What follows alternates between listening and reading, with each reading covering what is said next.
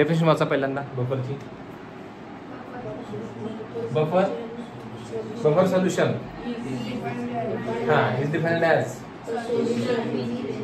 a solution which resists the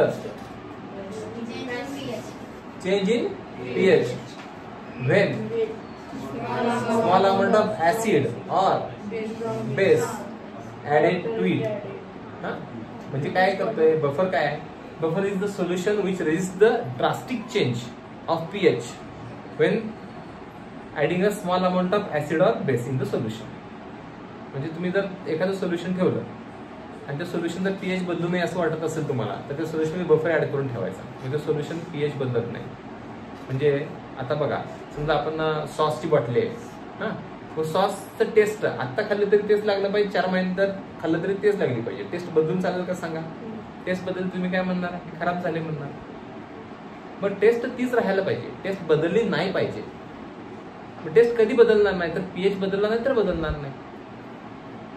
मग आता समजा फॉर एक्झाम्पल, आता आपण संध्याकाळी समजा एखादी आमटी खाल्ली, म्हणजे आमटीमध्ये टोमॅटो जास्त वापरला असेल तर दुसऱ्या दिवशी आमटी खराब होते. दुसऱ्या दिवशी टेस्ट बदलते का तीच राहते? याचा अर्थ सेकंड डेला आमटीचा पीएच काय झाला असणार आहे? मग पीएच बदलला की टेस्ट बदलते. तुम्ही म्हणणार आमटी खराब झाली असं म्हणताय ना तुम्ही, टेस्ट होणं कळते की नाही? तसं इथं सुद्धा जे काय पॅक्ड फूड मटेरियल जे काय येते की नाही, त्याचं जे काय त्याचं जे काय पीएच आहे तो बदलायला पाहिजे का तोच राहायला पाहिजे? बदलाला. आणि बदलला तर मग टेस्ट बदलणार नाही का? तुम्ही त्या कंपनीचं, ज्या कंपनीचं पॅक्ड फूड आणताय ना, त्याला मग तुम्ही शब्द समर्थन करणार आहे, एवढा आमचे पैसे घेतले बघा आणि करून सांगणार. बरोबर ना? टेस्ट तीच राहिली पाहिजे का बदलली पाहिजे? तीच राहायला पाहिजे का नको? आता फॉर एक्झाम्पल, आपल्या रक्ताचा पीएच जो असतो ना, किती असतो माहिती आहे तुम्हाला? 7.36 ते 7.42. एवढा पीएच असतो, अल्कलाइन असतो. आणि पीएच हा जर 0.2 जरी बदलला आपल्या रक्ताचा तर माणूस डायबिटीजवरती घेतो. रक्ताचा पीएच बदलून चालेल का? मग आता आपल्याला सलाईन लावली समजा, आणि त्या सलाईनचा जो काय पीएच आहे समजा तो ऍसिडिक का बेसिक असेल, वॉट एव्हर काय असेल, समजा नुसताच नसते पण समजा, आणि ते सलाईन आपल्या बॉडीमध्ये गेल्यानंतर रक्ताचा पीएच बदलणार. पीएच बदलला की माणूस किंवा जे इंट्राव्हेनस इंजेक्शन देतात का नाही, इंजेक्शनचा मुळे जर आपल्या रक्ताचा पीएच बदलणार असेल आणि तो 0.2च्या पुढे गेला किंवा 0.2 जरी बदलला तरी माणूस डायरेक्ट वरचं तिकीट काढणार. असं होऊ नये. रक्तात पण बफर असतो. म्हणजे केमिस्ट्रीमध्ये ज्या सोल्युशनचा पीएच तुम्हाला बदलावायचा नाहीये अशा सोल्युशन मध्ये तुम्ही काय ऍड करून ठेवायचा? बफर ऍड करायचा. म्हणून सांगितलंय buffer is a solution which resist the drastic change of pH when added small amount of strong acid or small amount of strong base in it.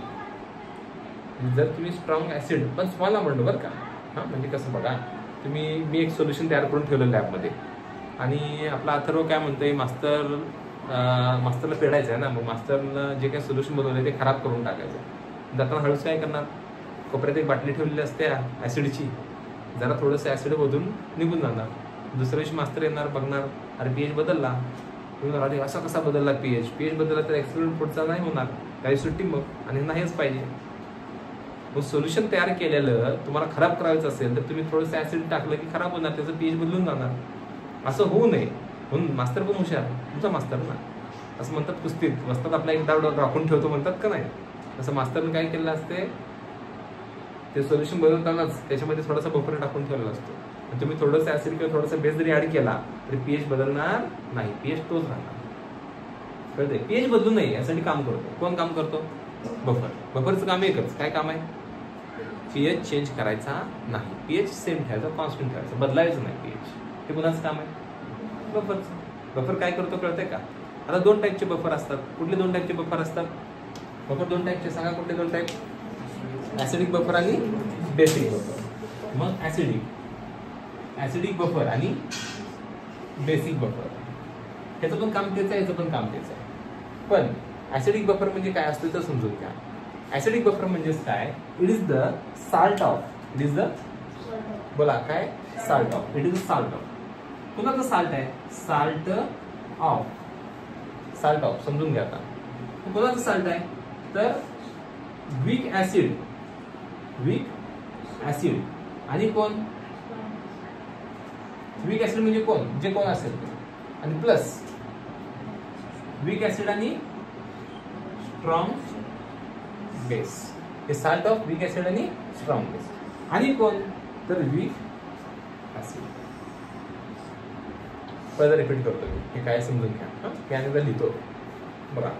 Acidic buffer is the mixture of neutral लिहितो आता acid पण कोणतं acid weak acid plus salt of weak acid आणि strong base salt of weak acid आणि strong base. आता weak acid मी उदाहरणार्थ घेतो एखादं वीक ऍसिड तुम्ही सांगा कोणतं वीक ऍसिड सांगा. CH3COOH ह्याला म्हणायचं ऍसिडिक ऍसिड. काय म्हणायचं ऍसिडिक ऍसिड. हा वीक ऍसिड आहे. कसा आहे तो वीक ऍसिड आहे. वीक ऍसिड का म्हणायचं कारण पण आहे मी तुम्हाला सांगितलं काय कारण आहे. समजा याचा फॉर्म्युला असा आहे CH3COOH यांचं ब्रेकअप होणार असते O मायनस आणि H प्लस. आता यांचं ब्रेकअप होणार आहे म्हणतात H प्लस ह्याच्यावर मायनस यायला आलंय. यांचं ब्रेकअप होण्याचे चान्सेस कुणावर डिपेंड माहिती आहे का. O कुणाला जोडला ह्याच्यावर डिपेंड आहे. ह्या कार्बनला जोडला हा कार्बन कुणाला जोडला या कार्बनला जोडला ह्याच्यावर डिपेंड आहे. हे इलेक्ट्रॉन डोनेटिंग ग्रुप आहे. हा प्लस आहे इफेक्ट दाखवतो. याचा हवरा पण आहे ना हा हवरा आहे ना दलिंद्र आहे इलेक्ट्रॉनसाठी. हे म्हणते इलेक्ट्रॉन पाहिजे मी कार्बन म्हणते त्या बिचाऱ्या हायड्रोजनला लय त्रास देऊ नको. लग्न होऊन झालं आधीच आणि तुझं लग्न झालं H बरोबर आता ब्रेकअप करायचं नाही. तुला काय हवरापणा असेल ते आमच्याकडनं तुला काय असेल ते पैसे घेऊन टाक. तिला बाहेरनं पैसे आणायला लावू नको. त्याचं बॉन्ड ब्रेक होण्याचे चान्सेस कमी आले का जास्त आले कमी आले.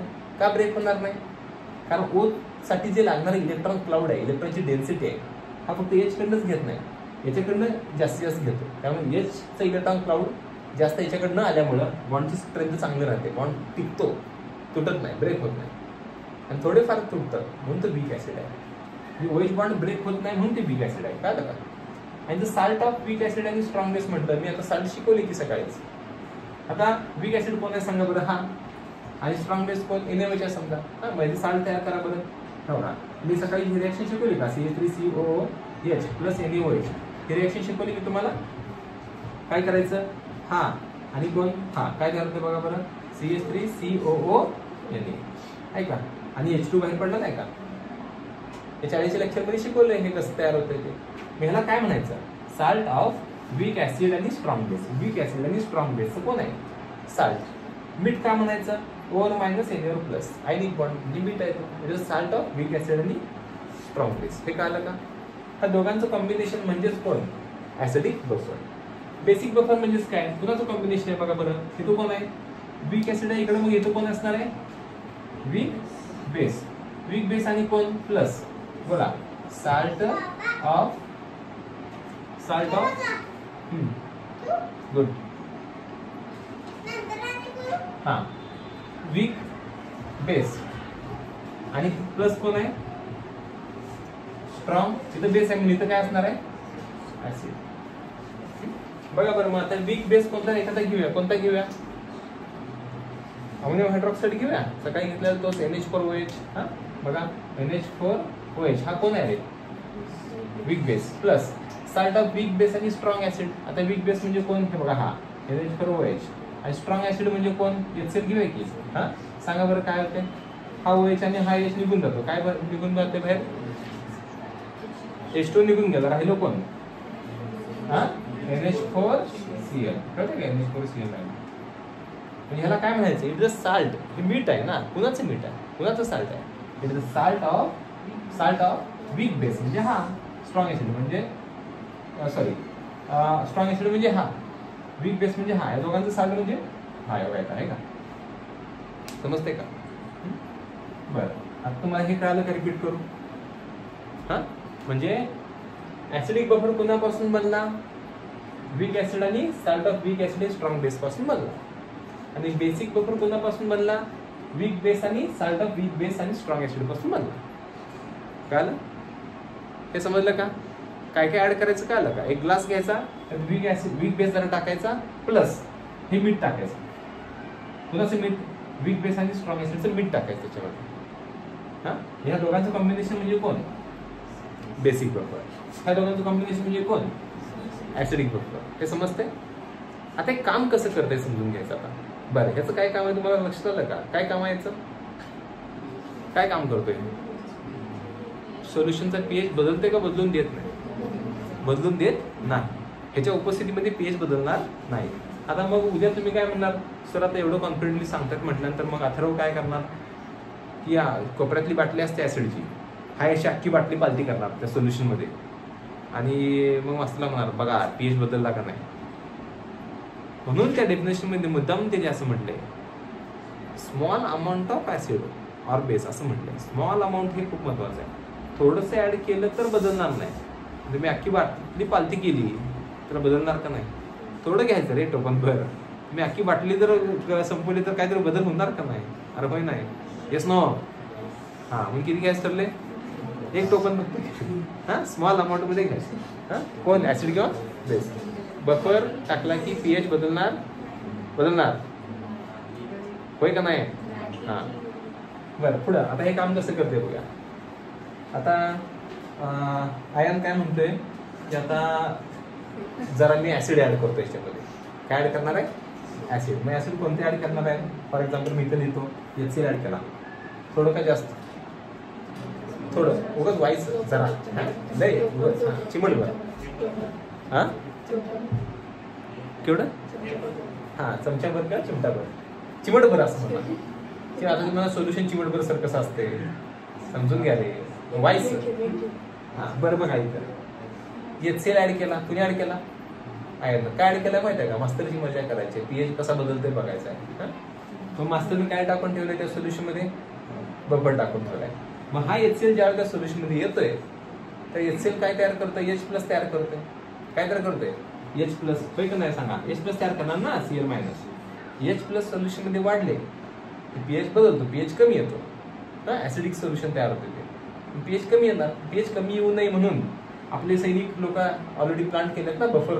बफर म्हणतो येऊ दे H+. मी आहे त्याला समोर. मी बघून घेतो त्याला काय करायचं. मग हा जो बफर काय करतोय? हा जो H+ आहे ना हा H+ आणि हा जो साल्ट आहे ना त्या दोघांची रिॲक्शन कशी होते समजून घ्या. बघा आता सगळ्यात महत्वाची गोष्ट आहे. हा CH3 COO Na आहे का? हा प्लस तुम्ही काय टाकला? HCl. या दोघांचं रिॲक्शन होते. कशी रिॲक्शन होती समजून घ्या तुम्ही. Na+ Cl- काय तयार झालं? NaCl. NaCl हा साल्ट आहे. साल्ट असलं काय नसलं काय साल्टचा विषय पीएच वर काही संबंध नाही. साल्टनं पीएच बदलणार नाही. साल्ट असू दे नसू दे पीएच बदलत नाही. पीएच कुणामुळे बदलला असता? H+ मुळे बदलला असता. आणि ह्या H+ ला कोण ट्रॅप करते बघा बरं? Plus CH3 COOH. हा H+ ला कुणी खाऊन टाकला बघा. हा आणि हा H एकत्र आले का? आणि हे तयार झालं वीक ऍसिड तयार झालं.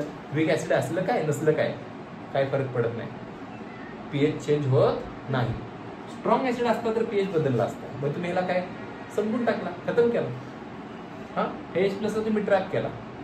H+ तुमच्या सोल्युशन मध्ये येऊन पीएच बदलणार होता आणि H+ लगून तुम्ही याच्यावर लावून टाकला.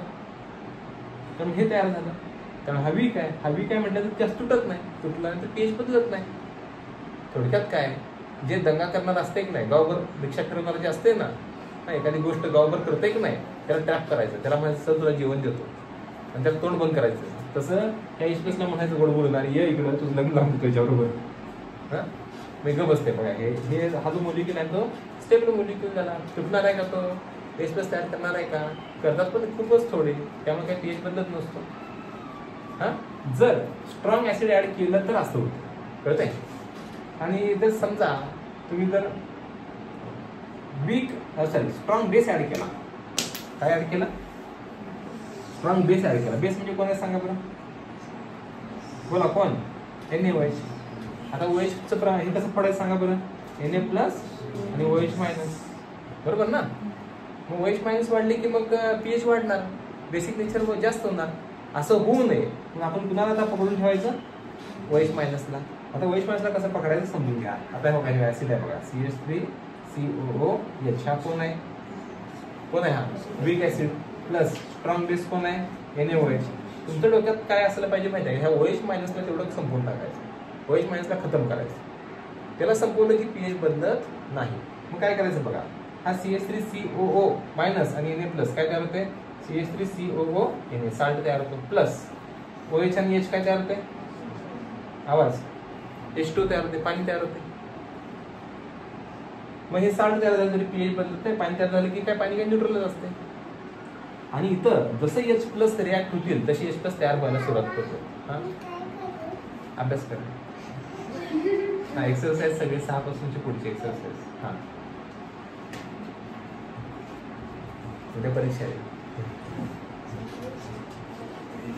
बर हा H प्लस आणि हा OH मायनस काय तयार झालं वॉटर. आणि हा ऍसिटेट आयन आणि हा Na प्लस सोडियम ऍसिटेट तयार होतो. हा साल्ट आहे. मग तुम्ही हा OH मायनसचा ट्रॅक केला का नाही. हा त्याचं लग्न लावून दिलं याच्याबरोबर. आता म्हणलं तुम्ही गप बसा आता दंगा करू नका इथे. आमच्या सोल्युशनचा pH बिघडवायचा नाही. म्हणजे इथं तुम्ही H प्लसला ट्रॅक करून टाकला की तुम्ही OH मायनसला ट्रॅक केला. कळलं का. हा आयनने ऍसिड ऍड केलं तर फरक पडला का सोल्युशनला नाही. कळलं होय का नाही. आणि अथर्वने NaOH ऍड केला तरी काय फरक पडला का नाही. तुम्ही काय जरी ऍड करा काय सोल्युशनवर परिणाम होणार नाही. पण किती ऍड करायचं थोडे ऍड केलं तर फरक पडणार नाही. म्हणून ऍड केलं ना झालं बघ सोल्युशनचा pH बदलणार. हे समजलं कळतंय का कसं काम करतं हे. पलीकडे जाऊया आता. आता मला सांगा आता काय ऍड करूया आपण यात. हा आयन काय ऍड करणार याच्यात काय आयनला काय दिलंय HCl दिलंय. काय दिलंय HCl थोडंसं HCl होत आहे त्यांना. HCl म्हटल्यावर तुम्ही म्हणणार हा आता pH चेंज होतोय बघा. pH काय चेंज होत नाही काय नाही. काय चेंज होत नाही बघा. HCl कसं पडायचं कळतंय ना होय का नाही. हा HCl कोणावर रिॲक्ट करायचा आहे NH4OH बरोबर. बघा बरं मग कसं रिॲक्ट होणार आहे तो. HCl टाकला तुम्ही टाकलेले HCl आणि सोल्युशन मध्ये बफर आहे ना. कोणता बफर आहे NH4OH हा बफर आहे की नाही. वीक ऍसिड फटाफट जोडाजोडी करायची. H प्लस OH मायनस काय तयार होतंय आवाज H2 तयार होतोय आणि काय तयार होतंय NH4 आहे का. ते म्हणणार सर मग हे वीक बेस आहे. मग हा वीक बेस आहे म्हटलं तर OH मायनस कमी असणार. हे कशासारखं आहे माहितीये का जेवढे तुम्ही HCl टाकणार आहे की नाही त्या सगळ्यांसाठी OH मायनस पुरणार आहे. कसा पुरणार आहे सांगतो मी. म्हणजे जसं तुम्ही OH मायनस तुम्ही वापरणार आहे तसं OH मायनस तयार होणार आहे. म्हणजे तुम्ही इक्विलिब्रियम कंडिशन अटेंड झाली असणार आहे. वी काय म्हटल्यानंतर थोडेफार OH मायनस शिल्लक असणार आहे. जसे तुम्ही वापराल तसं इक्विलिब्रियम शिफ्ट होते OH मायनस तयार होण्याकडे. त्यामुळे कंटिन्यू त्याच्यात OH मायनस शिल्लक राहणारच आहे. इक्विलिब्रियम कंडिशन अटेंड होते. लिचॅटले प्रिन्सिपल जसं तुम्ही समजा विहिरीतनं पाणी काढून घेतलं जसं पाणी काढून घ्याल तसं हळूहळू पाणी येते की नाही. आणि एक वेळ अशी येते की पाणी जर नाही काढून ठेवलं तर एका लेवलला येऊन थांबत्या बघा विहिरीत पाणी. त्याच्यावर येत नाही काय विहिरीतनं वरून सांडत नाही पाणी. हा एका लेवलला येऊन थांबते की नाही पाणी म्हणजे इक्विलिब्रियम कंडिशन अटेंड झालं. पाणी उपसून घ्या पाणी आणि परत येते की नाही तसं येत आहे. जेवढं तुम्ही OH मायनस वापराल तेवढं तयार होत होते. जरा तयार होत राहते. म्हणजे तयार झाले की मग इथं आहे HCl बरोबर रिॲक्ट होते. म्हणजे तुम्ही जे HCl टाकलंय त्याचा परिणाम काय होणार का नाही. HCl संपवायचं काम करायचं आपण. HCl खतम झाला. आणि समजा आता अथर्वने काय ऍड केला त्यात काय ऍड केला NaOH ऍड केला. NaOH ऍड केलं तर कसं काम करते बघा बरं. हा NH4Cl हा थोडा जोडाजोडी काय आली पाहिजे. हा Na प्लस आणि Cl मायनस काय तयार होते NaCl आणि हा NH4OH. NH4OH कोण आहे वीक बेस. वीक बेस असला काय नसला काय फरक पडत नाही. pH काय बदलत नाही. कळलं का. म्हणजे स्ट्रॉंगचं कन्व्हर्जन वीक मध्ये करून टाकायचं संपला विषय. स्ट्रॉंग आला ना सोल्युशन मध्ये pH बदलणार होता. त्याला कन्वर्ट कशात केला तुम्ही वीक मध्ये कन्वर्ट केला. वीक मध्ये कन्वर्ट केला की चेंज होत नाही pH बदलणार नाही. pH सेम राहणार कॉन्स्टंट राहणार. कसं काम करते कळलं तुम्हाला समजलं होय नाही मला. ह्यात काय डाऊट आहे मला विचारा मी रिपीट करतो. समजलं सगळ्यांना हे. हा आता त्याच्यानंतरचा पॉईंट बघा कुठला आहे. ते बफर ऍक्शन शिकवली की मी आता तुम्हाला. हे बफर ऍक्शनच आहे रे. बफर कसा काम करतो हे सांगितलं मी तुम्हाला. Application buffer solution. आता ऍप्लिकेशन कुठं वापरायचं आपण शिकलो ना आता. कुठेतरी वापरलं पाहिजे की नाही बफर. कुठं वापरायचं ऍप्लिकेशन कुठं आहे ऍप्लिकेशन बफरची. तर पहिला पॉईंट दिलाय. पहिला काय सांगितलंय बायोकेमिकल सिस्टीम. आता बायोकेमिकल सिस्टीम मध्ये त्यांनी काय सांगितलंय बघा बरं. त्यांनी पहिल्यांदाच सांगितलं आपल्या ब्लडचा pH किती असतो 7.36 ते 7.42 आणि हा pH मेंटेन राहण्यासाठी आपण कोणता बफर वापरतो रेकमेंड दिलाय तुम्हाला